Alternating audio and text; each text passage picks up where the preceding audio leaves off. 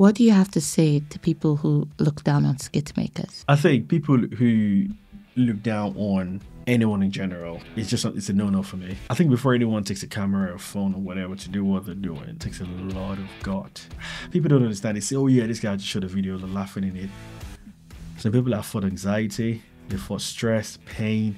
Some people are not feeling fine. It takes a lot before people hold the camera.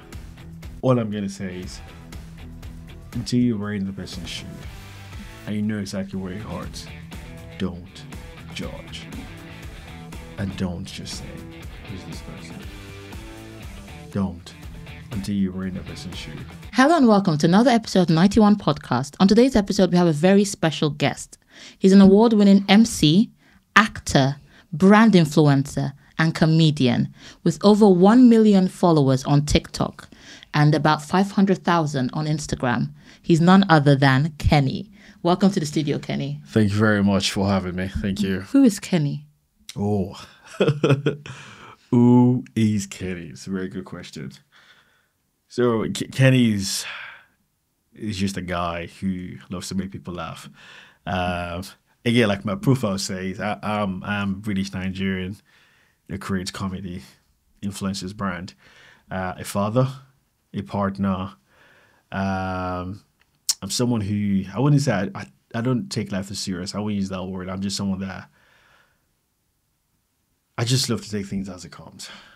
You know, my favorite color is blue, black. Let's put it that way. Favorite food is jollof rice with turkey. And yeah, I'm 73 years old. You're what? 73. Look at How old are you? 'Cause you do have white hair, so how old are you? I'm 73. Are you in your 30s, late 30s, 36, 38? Yeah, I mean, yeah, thereabouts. You're almost 40, yeah. Oh, yeah, thereabouts, yeah. So tell me, Kenny, do you do, are you a comedian full time? Or do you have like a 9-to-5 job, like, you know, everyone else who's, you know? Yeah, so I'm a comedian, yes, but I do have a 9-to-5 job at the moment. How do you manage? Because sometimes I see you're posting at like 2 a.m. Yeah. So it's a bit of a tough one. Luckily, I have a very great team, both at work and with my social media. So, I mean, I'm a senior consultant. I deal with employment, redundancy, you know, filling bookings, that sort of thing. So my job is chill to an extent because I'm a senior in my workplace also. A lot of people work with me and for me. And do they know what you do at work? Yes, they do. Do they follow you online? Yeah, they do. I mean, my manager is actually some of my videos. Wow. How did you? Wow. So, yeah. They know what I do. So I try to manage, but, you know, yes, the social media side of things and the work side of things, you always have to keep the balance. That's why sometimes a bit of extra work, you know, plays in when it comes to this. So, yeah. Wow. And you also have a family. Yes, I do. So you juggle family, you know, what you do online. Yes. Wow. Yeah, at the moment. Yeah. And how did you find out you were funny? Good question. Am I funny? How did I find out? I think I've always been like this since I was a kid. Well, when I had the awareness to say, okay, I can actually make people laugh. Whereas I think probably when I was in uni, well, I say probably from high school, secondary school, but uni was the main thing I realized when I was with my friends from my first year of uni, and my friends were like, this guy's not normal, man. Like, we're just probably in a gathering of people, or, you know, it's a small party or in the lecture room, and I just come up with something very funny, like, what kind of shoes this guy wear? Like, I just say something out of the blue, and everybody started laughing, like, God, not you again. And I realized almost everything I say, someone finds it funny. And I thought, okay, I keep doing more of this. And people started laughing about it, and I just decided to take it on myself to just keep making people laugh, I guess. Wow. Yeah. That's pretty much it, yeah. You said lecture hall. What university was that? So I did my undergrad, my first undergrad in University of Lagos in Nigeria. So yeah, that was where. What was the experience like? This is many years ago now, man. Over, I don't know, 18 years ago.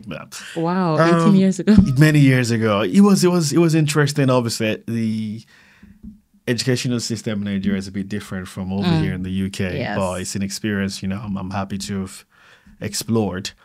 But yeah, it was interesting. It was nice. It's made me who I am today. The strikes and the style of learning makes you stronger, I guess. Wow, strikes. What kind of strikes did you experience? I remember during my time that there were times where obviously the uni was closed because I don't know, for certain reasons, maybe fees are not being paid to lecturers, or the students were complaining about the amount being paid for the university fees being too high. So I know there were a lot of strikes from the student union to the lecturers, and yeah, it was for a while, a bit of delay in terms of graduating and stuff. But yeah, it was fine in the end.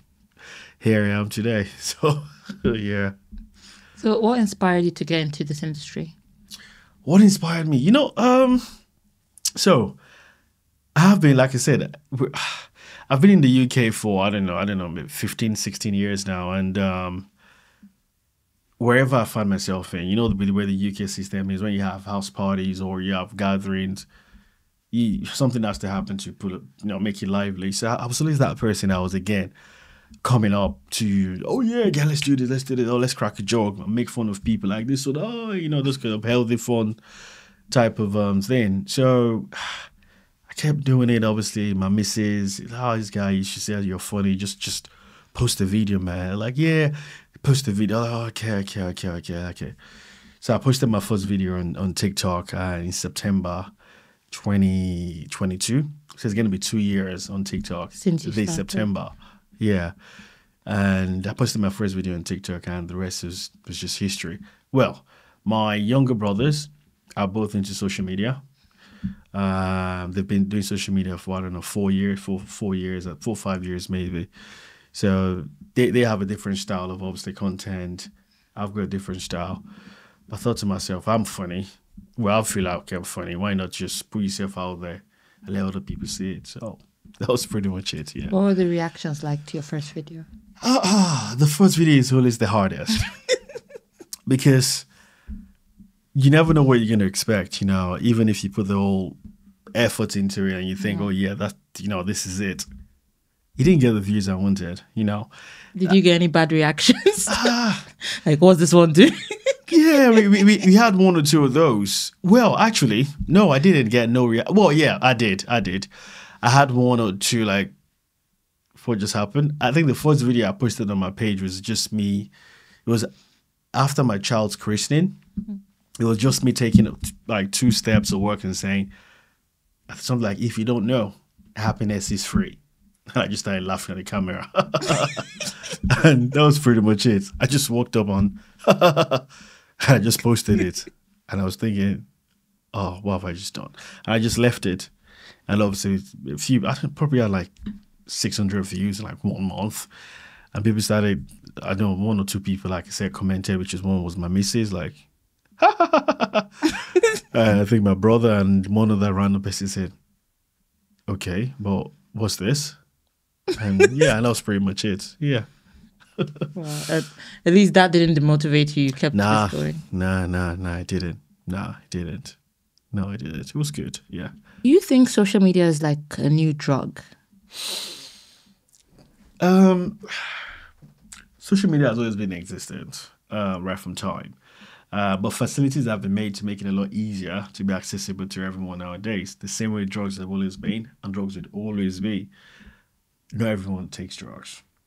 Almost everyone can have access to take drugs if they want to. Yeah. So I think everything has a limit. Everything should be controlled. The way gambling should be controlled, and drugs and social media also. If you're not careful, yes, it can be very addictive. Very, very addictive. I have people joke about saying, oh, they've been watching my video for like 6 hours non-stop, 5 hours non-stop. But it's true. Some people actually do that because sometimes when you get on it, you get carried away. Because nowadays, whatever you want on TikTok, for example, on TikTok, you want to get married, you're looking for a wedding planner, you can find them on TikTok. You want to watch a movie, you can watch it on TikTok. You're looking for a new house to rent, to buy, whatever, you find everything. TikTok is the fastest growing digital marketing platform in the world. So they've encompassed everything into the platform. So you easily get carried away. So you have to just be self-conscious. You have to control it. You have to. Same with every other thing that you can be addicted to. Does that mean you promote the control of social media in Nigeria?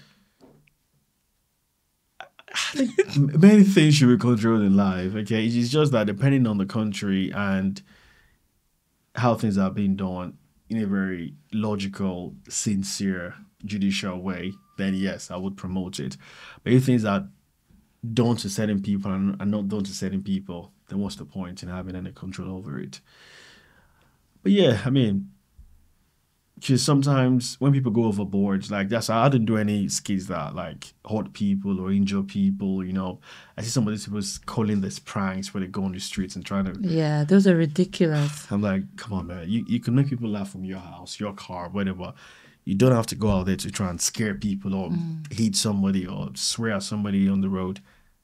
I don't find it funny. And some of them even get arrested. Some of them do get arrested just because you want to be famous. Yeah, that's not for me. No. Do you ever think you'd move back to Nigeria? Oh my God. It depends. I never say never, you know, like you say. What conditions would make you move to Nigeria? A lot.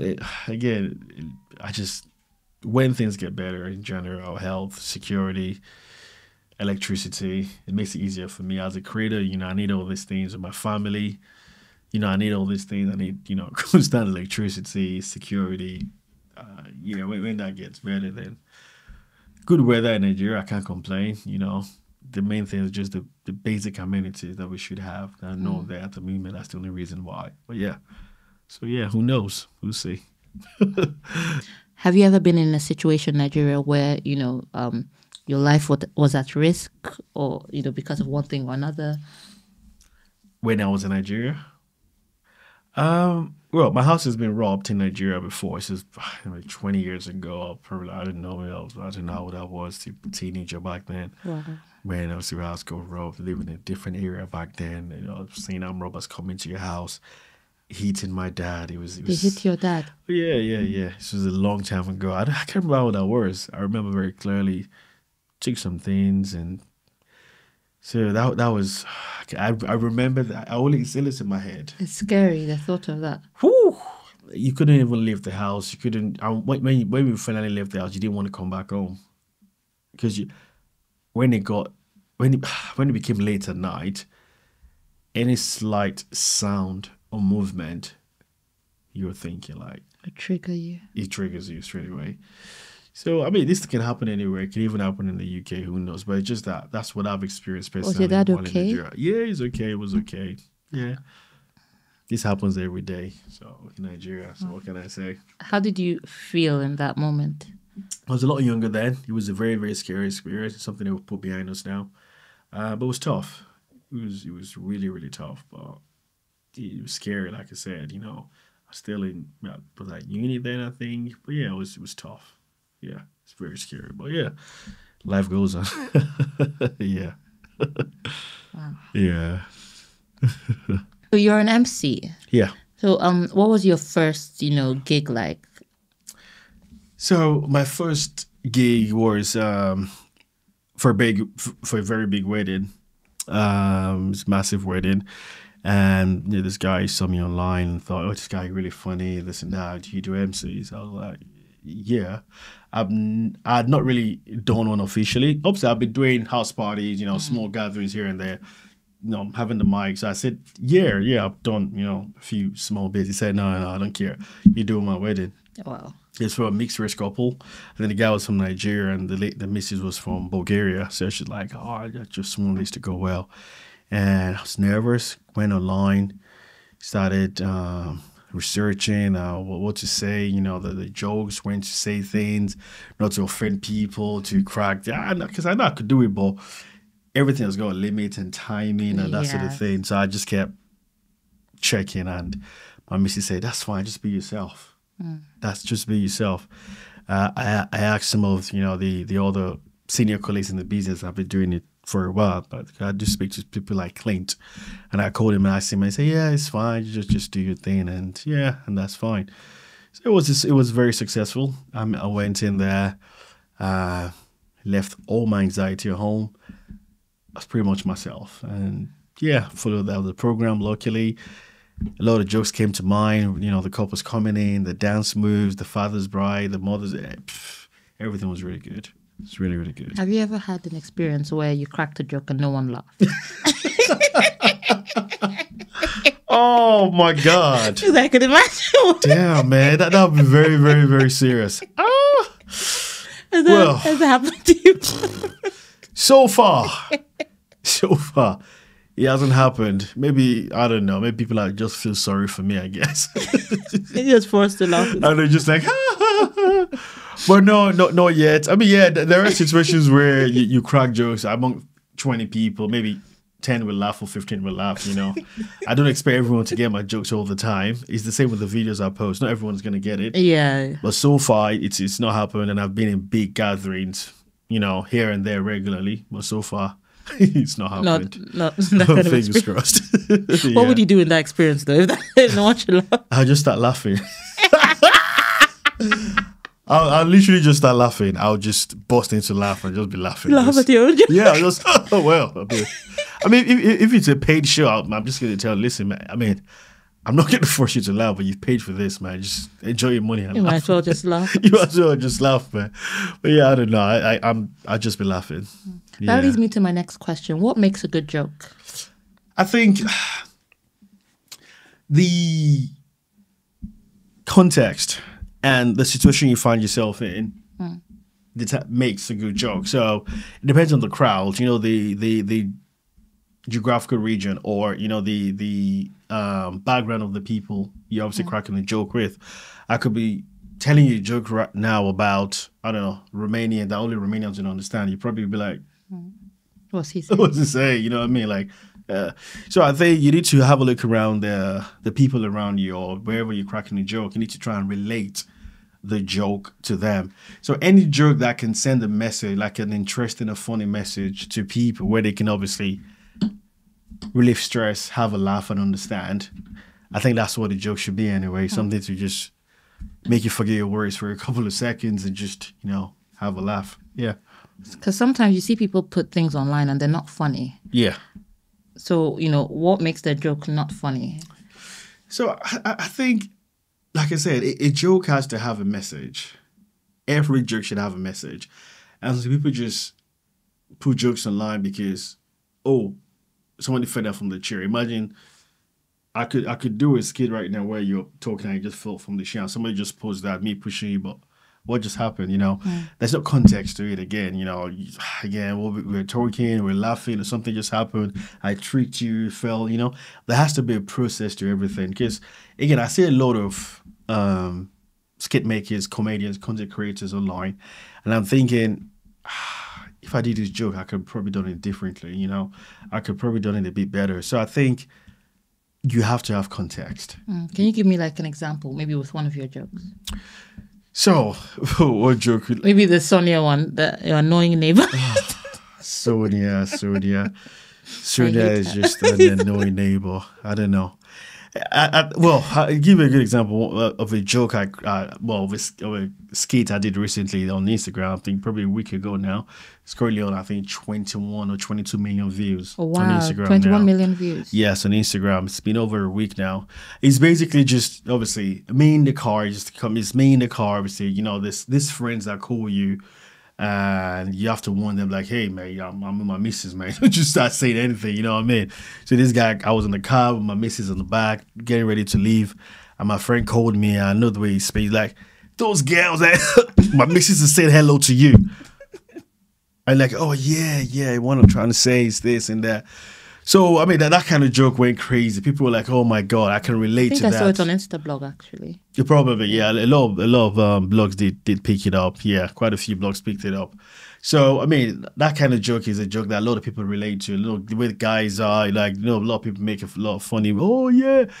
So all the comments are like, oh, my God, I can relate to that. My husband does that, you know. Oh, guys are like, oh, my God, dude, I actually do that. People from America, celebrities from actors from America, here and there, commenting on the videos and thinking, oh, that's funny. That's really, really funny. So obviously, I've seen a lot of people have been trying to do the same thing, obviously, from mine. But copy it. Yeah, but it's fine. It's normal. That's the industry we are. I've seen other people's jokes and thought I could do better also and don't, say it's perfectly normal. But again, context has to be there. Context, reaction, timing. It's not, you don't have to have a 50,000 camera. I shoot with my phone. A lot of people don't. Are like, oh, really? Just with your phone? I shoot just with my phone, and they get millions of views. So I think context is very important. I don't think everyone can be a comedian, really. I think it takes you have to have it. It's something you need to, be born with. What's your take on that? I totally agree with you. The thing is, not everyone can be a comedian. The same thing is, not everyone can be a singer or an actor. It's not about a teacher or a lawyer or a doctor. Some people are born with it. Some people, men looking at the face, even if I say something serious, you just start laughing. You know what I mean? And so people are actually saying nice jokes and funny things, but because they don't have the right face or the right body movement, or it's not just for them. You don't laugh at the joke. So if I tell you a joke right now, you could probably, but if somebody tells you, you'll be like, so I totally agree. Not everyone is born to be a comedian. The same thing, like I said, with singers and actors. Not everyone is born to commit. You have to have something natural about you. You have to, I think as a comedian, you naturally should be in a position to be wanting to make people happy naturally. Yeah. That's what makes me happy. When I see smile on people's faces, my family, my friends, I'll put a video out that people are watching. I'm like, yes, that's good.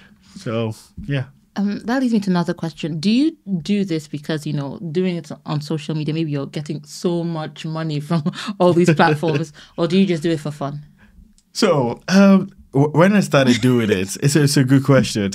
When I started doing it, I was doing it to put myself out there because I knew I have what it takes to, have an impact on people's lives in a positive way, by making people laugh. Because I always, like I said, when I'm within a gathering of 1 or 2, 5, 10, 20 people, it's easy for me to just integrate and build on a topic and just promote it and make people laugh from it, speak on anything.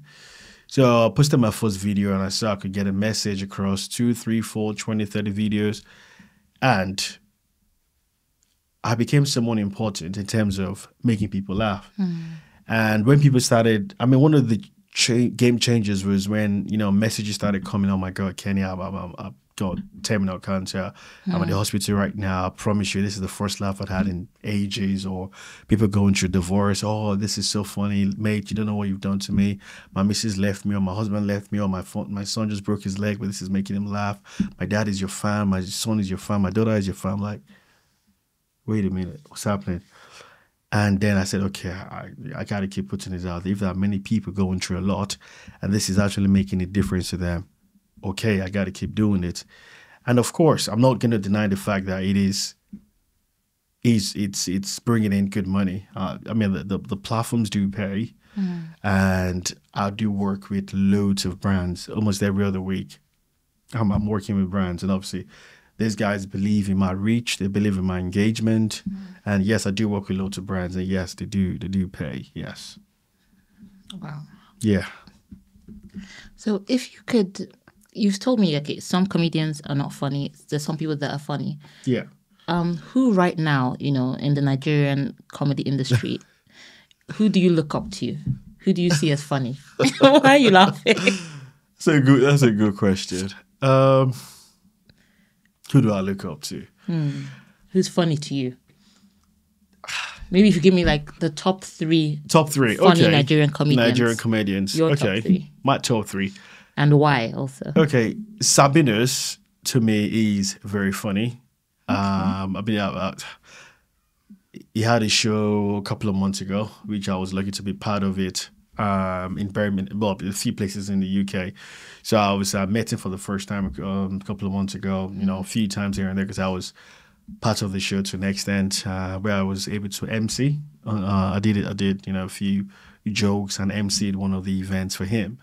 So I've always looked up to him because I find his comedy very similar to mine. Because again, he's always getting in trouble. I'm always getting in trouble. Yeah. Pretty much almost all the time. I think he's naturally funny. His face, his style, he's just the way he is. You know, it just cracks His me look. up. His look, exactly. His look just cracks me up. He's got his unique blue and black. Obviously, I've got my white and black shoes all the time, and I've got my funny walk, and so I think Sabinus is right up there. And I should be working with him soon. Fingers crossed. The other person I would say is Lai Wasabi. Lai Wasabi. He's funny. Yeah, because again, I respect a lot of content creators because it's not easy to create content. The only reason why I'm choosing these people is that content is quite unique, it's original. I know a lot of people do what's called relatable skit, where, the taxi driver, how taxi drivers behave in Lagos, or our girls react around guys, or that guy that's always acting shady about. No disrespect. Yeah, I used to do those kind of content. I think it's, to an extent, it's easy to just bring up these ideas.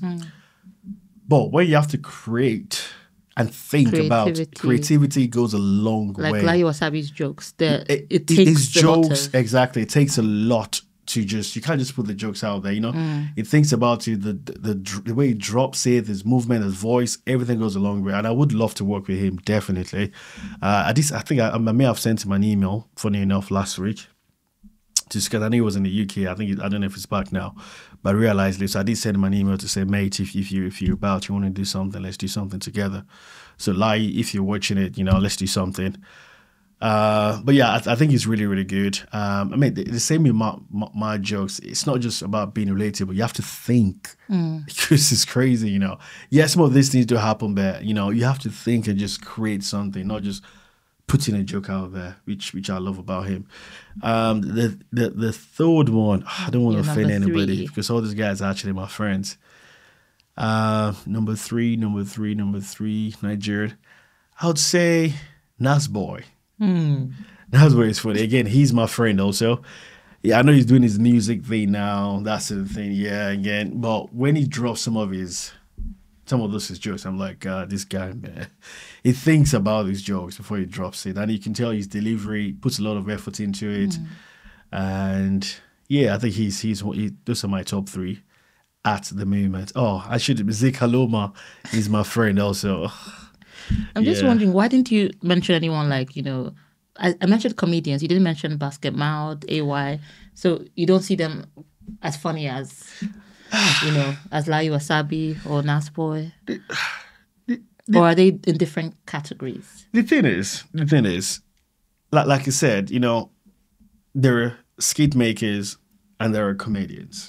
Let me put it this way, which I know a lot of people argue about.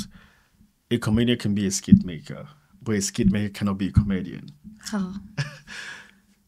So there are a lot of skit makers out there that can't do stand-up comedy. They can only shoot skits behind a camera and cannot stand before a camera.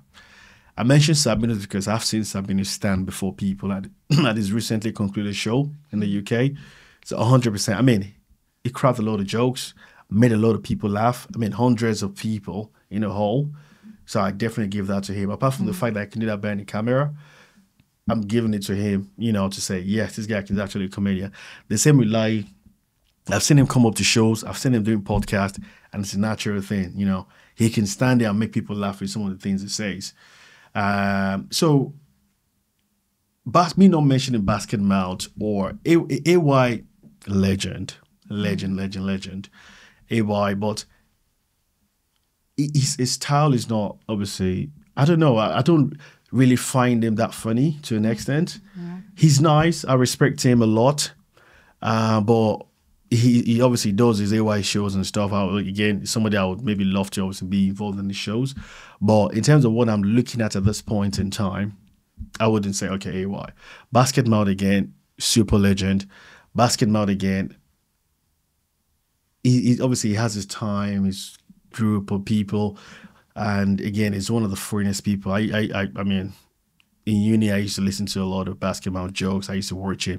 And if we're talking of if people are having stand-up shows and that sort of thing, Basket Mouth all day, any day. I would pay to go watch Basket Mouth. His moves, his looks and everything is just 100% to me.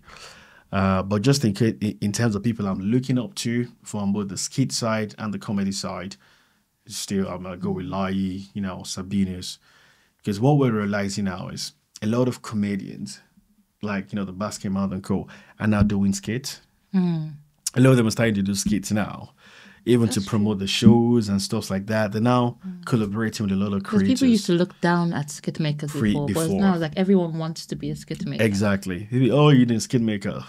But now it's the other way around, because they can see the impact financially, emotionally, and even the recognition is going out there. Even with the awards being given, there are lots of awards being given out to skit makers. They've now created like a category for skit makers, which they didn't have before, to be honest. So, yeah, that's why. Would you say that this new generation of, comedians have sort of surpassed the legends?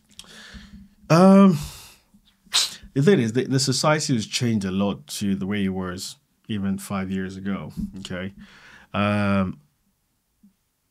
Skit makers now take anything they can see and turn it into comedy, into something funny.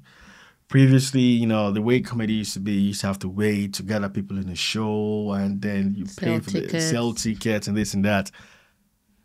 Some of these guys are selling online shows now. Some of the guys are making the money comedians are making a show. They're making it in 20 minutes on TikTok lives. You go, man, some of them are making this money on TikTok lives, with gifting and everything. They're making this money in 20 minutes that some, legend comedians were making, in 4 hours or 10 hours in a show. So in terms of surpassing, a lot has changed. Technology has advanced massively. The recognition for new guys out there is growing rapidly. So I wouldn't use the word surpass. I would say they're going in line with the trend, which is helping a lot of good creators out here at the moment. The legends would always be the legends, you know what I mean? Because they're still there. There's still people we'll look up to and the people we're still learning from. But at the moment, the flow is favoring the new guys at the moment. Yeah. You do your work here in the UK, and not in Nigeria. Yeah. Would you say that, Nigerian comedians and UK comedians are on the same level? Or do you think the Nigerian comedians have greater fame because they have a greater audience? That's a good one. Obviously, because of the type of content or shoot, I've not limited it to just Nigerians. Because obviously I'm in the UK and I've got a diverse fan base. Yeah, I do see your comment. You've got Indians, you've got people from different backgrounds. I've got massive Indian fan base. I've got massive Romanian fan base, massive American and obviously United Kingdom fan base.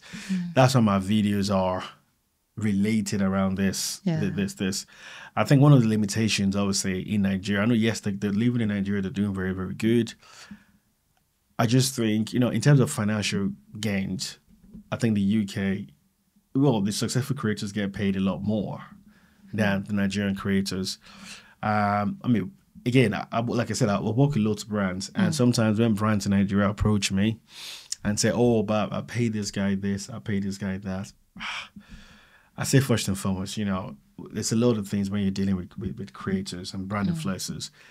It's not just about numbers, okay? You have to check the engagement rate. Somebody might have 50 million followers, and in terms of what you're looking to advertise, it might only have 1% of that. So you have to have a look at the engagement rate and your target audience. So if a creator in Nigeria was to advertise for a brand now and charges them 2 million naira, I will probably charge them, I don't know, £2,000, which is way more than 2 million naira. Yes. Way more. So that is the difference I see at the moment. In terms of popularity, again, yes, you will work with brands in Nigeria here and there. But again, I'm working with brands not just in Nigeria, but internationally. I've worked with like Santander Bank, Barclays Bank, Mosul Bank, Jim and Dona Kebab, Deliveroo.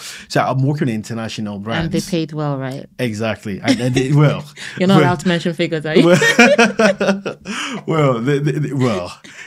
So yeah, that's the difference. These guys do pay more.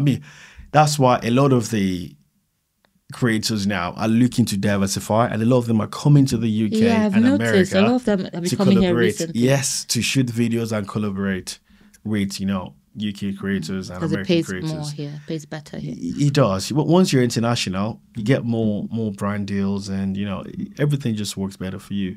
Yeah. So looking at everything you've done, right now, What's the thing you're most proud of? Thing I'm most proud of? Good question.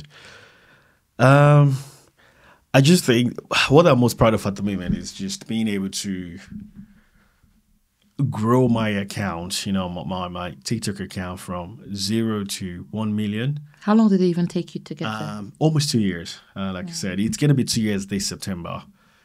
Because it was tough. Because when I started, a lot of people were like, oh, bro, you're just another comedian. You're just another skit maker or content creator. You need to go do something else. People are not going to see you. People are not going to recognize you. Oh, just forget it. It was tough. People were like... But I'm proud for the fact that I was able to grow it within 2 years to 1 million followers and a massive engagement rate from my people. And with the brands I've been able to work with, the same thing with my Instagram account from 0 to, almost 500,000. Yeah. And that's actually a year on Instagram. And the same thing with Facebook. 3 months now, we're almost hitting 200,000. For the fact that I've been able to do this, manage family, and obviously my work, I think every day I wake up and look at my family and my page and I'm saying, oh God, thank God. And it's like your wife supports you so much. She's very, very supportive. Very, very, very supportive. That's really helped. Yeah. Really, really helped a lot. Yeah. Okay. What do you see yourself doing in the next 5 years? Would you continue, with being a comedian, or are you going to move more into movies?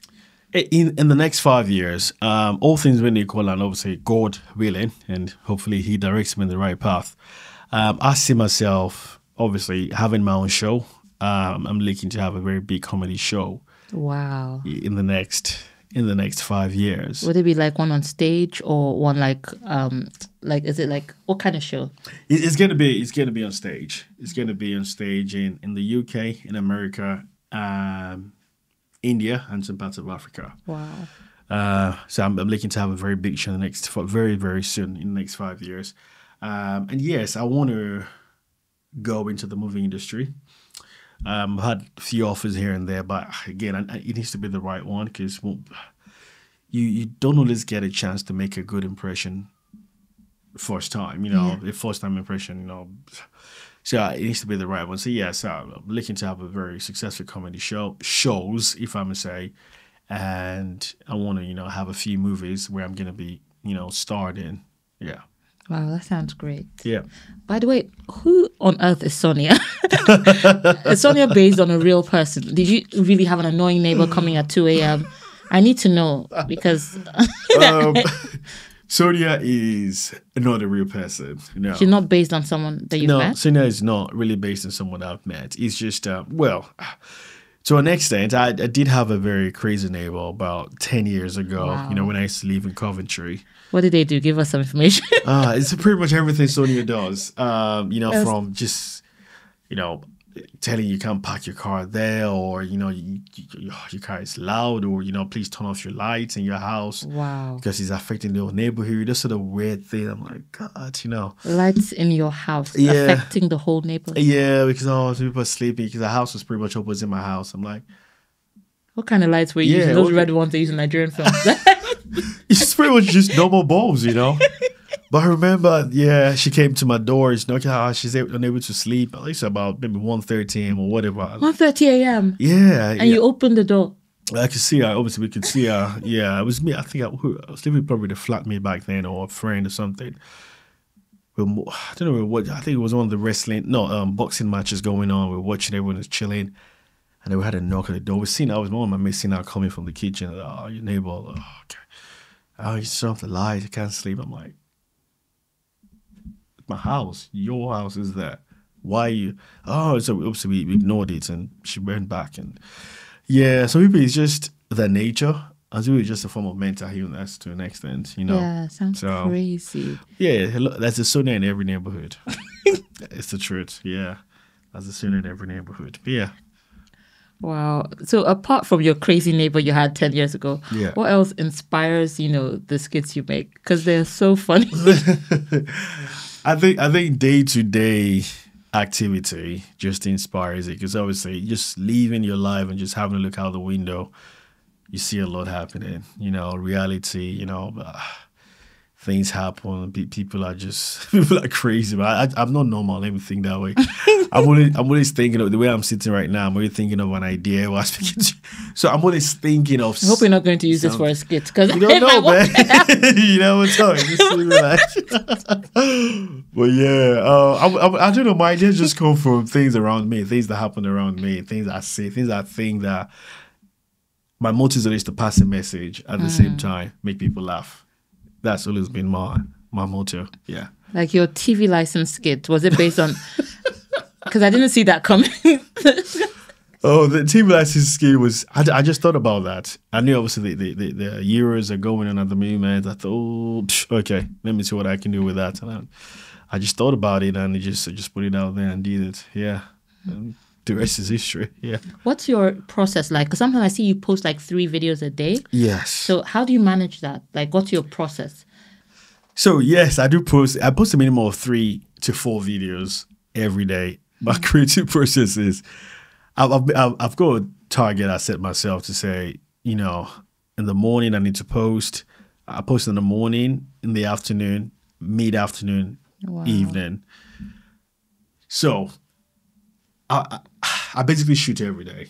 Every day? Every day I shoot, averagely.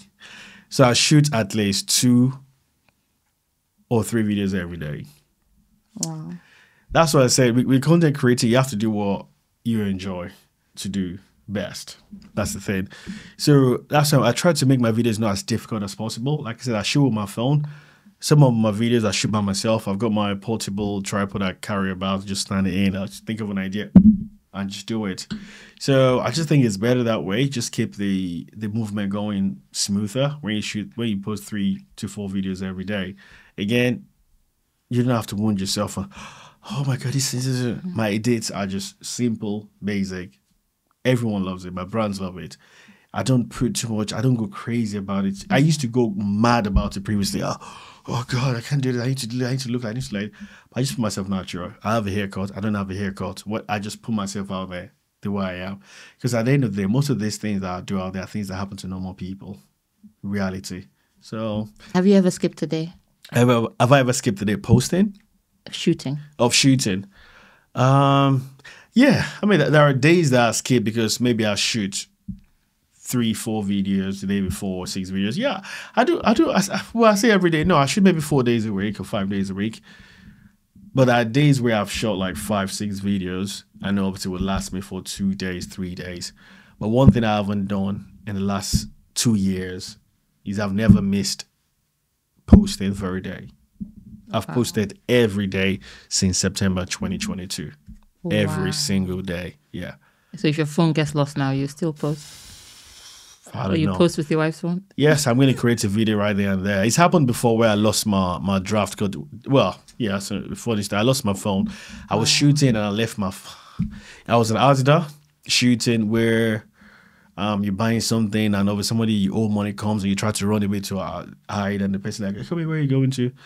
And the person obviously took my phone. Obviously, I left my phone there and I forgot it. Because it was my older phone that I used to record back then. Yeah.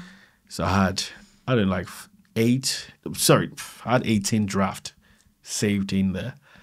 Wow. And I lost it. What did you do? What can I do? Luckily, I just protected. I had to block the phone.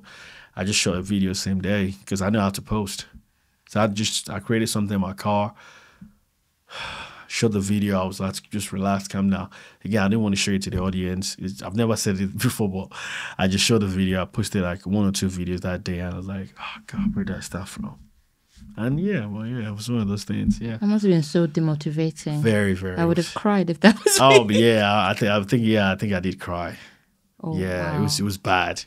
It's very bad, but yeah. It's one of those things you learn in life. My bad, I shouldn't have left it there, but sometimes when you get too involved, you just, you know what I mean? Yeah, it happens, yeah. What other challenges have you faced, being a content creator here in the UK? One thing I thought was a challenge to me previously was, sometimes when you start posting as a content creator, you want blogs to post you straight away. Some people pay for it, some people want it.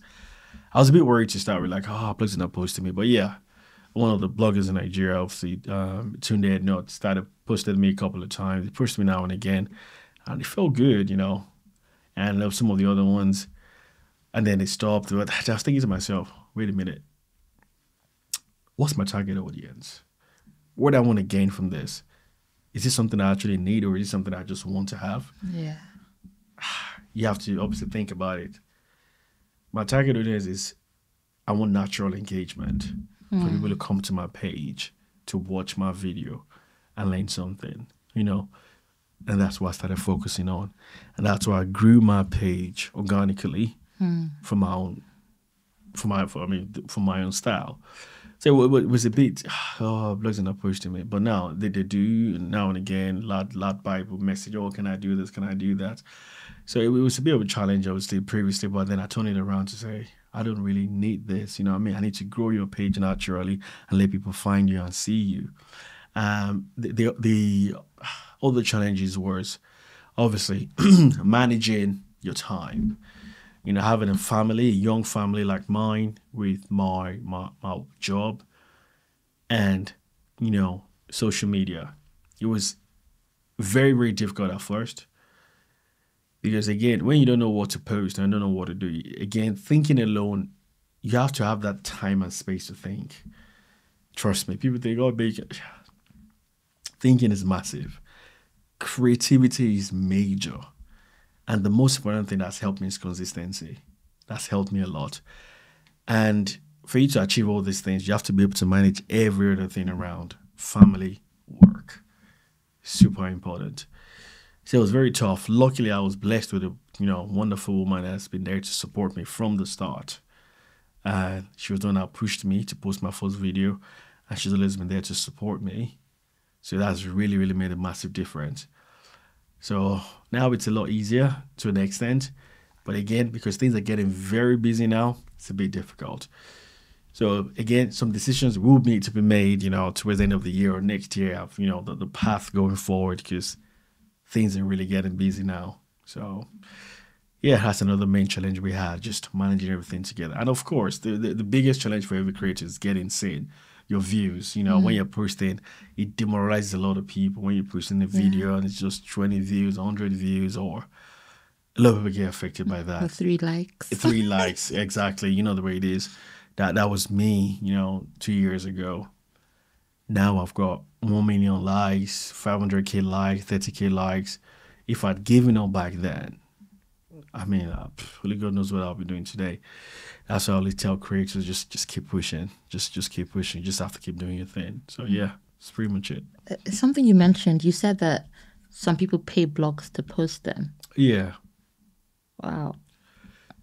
Yeah, it's a thing. Obviously, if you want to promote, some creators do pay blogs to promote, the videos so people can see them.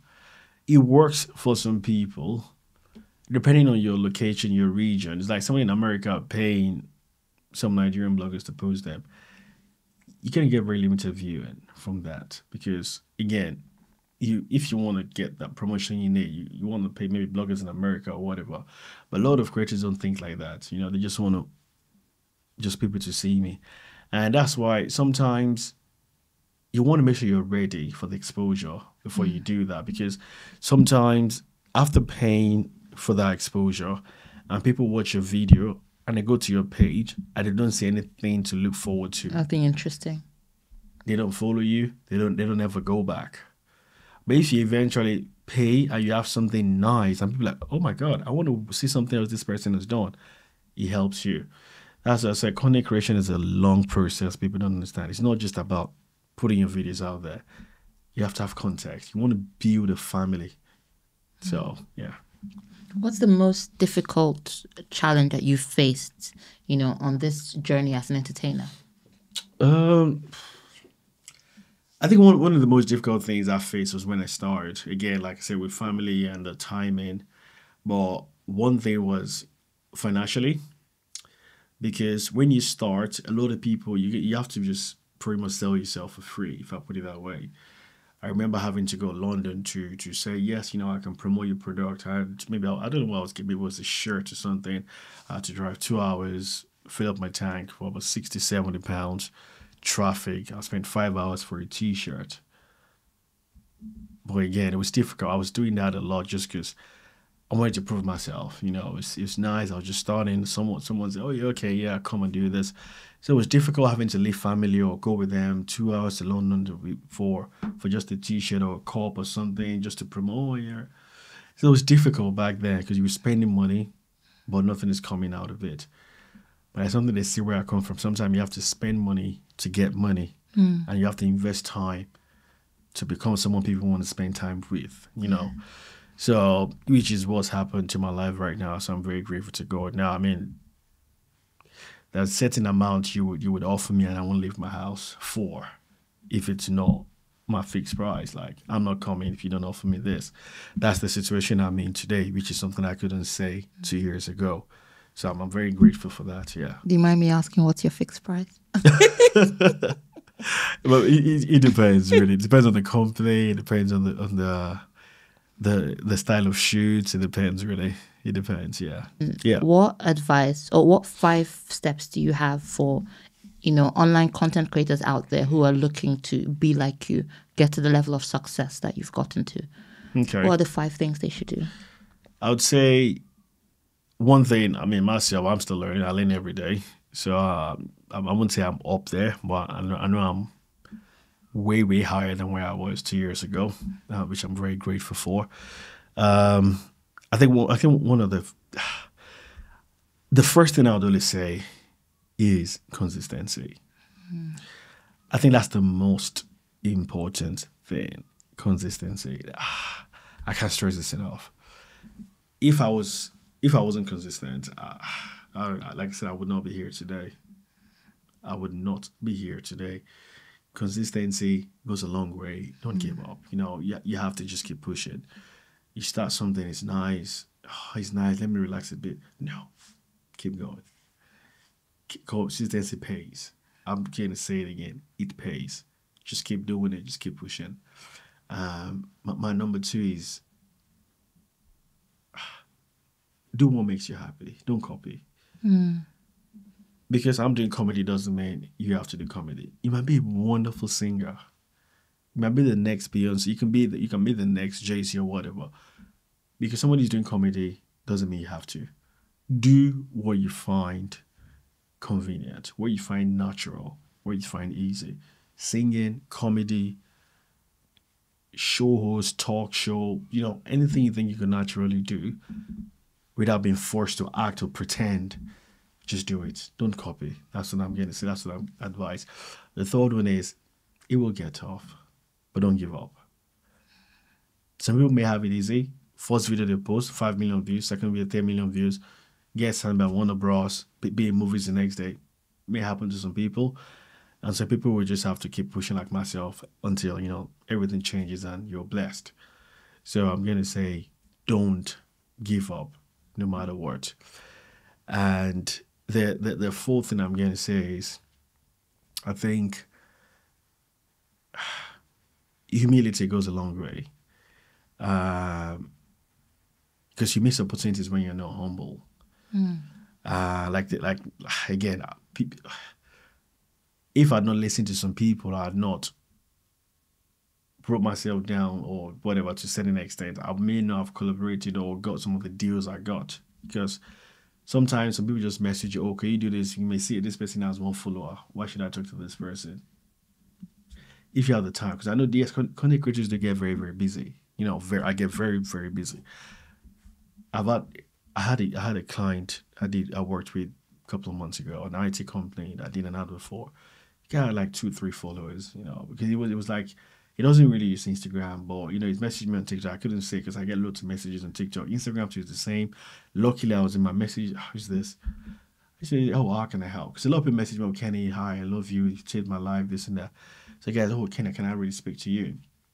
No disrespect. Sometimes when you get that, it's about money or people begging. Okay, I help where I can help, and some I'm like, okay. So I say, how can I help? What's happening? So, my name is whatever. I'm from this company. We're looking to promote. Again, I was a bit hesitant. Was this scam? Because people do that a lot. So I said, okay, that's fine. I'm happy to work with you, but can you give me your business address and this and that, and drop me an email from your company email? And he did straight away. And it was actually a legit company. and it was successful business. They got the sign-ups and everything was good with them. And I got paid very well from it.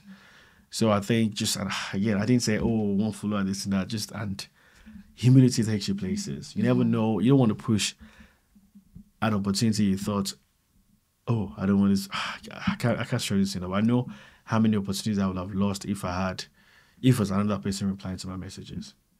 No, I always think about this sometimes because when I used to have a different management, and people message them, sometimes they don't reply. They're like, oh, I'm like, why not? You don't know who's who. You don't know how much you can afford. You don't know the opportunities. Exactly. That can come from there. And the last advice I would give is just always pray and put things before God. If you're a religious person or whatever you worship, whatever you do, just pray and hope for the best.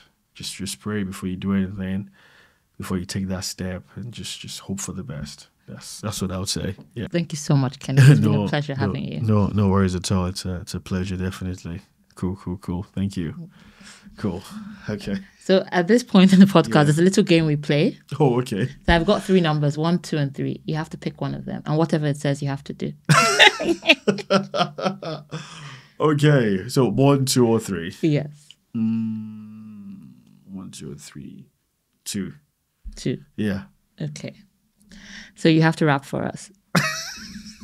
Are you ready? Oh my God, this is interesting. Have to rap. Oh my God. Okay, yeah. Ready? Yeah. 3, 2, 1, go. They call me K to the E to the N and Y. When I drop my beats, please get on your feet. Sit back, relax, and enjoy my gist. All I want to do is make you laugh. Come on, smile, move, give it to me. Come on, sign up, subscribe, follow the boy. Now, K to the E to the N and Y. Yeah. 91 Productions in the building. You already know. See you later. Peace out. Happiness is free. Oh my God. Oh yeah. That's actually quite good. Yeah. Oh God. Yeah. Delete it. Thank you so much, Kenny. No worries. It's a pleasure. Definitely. Thank you.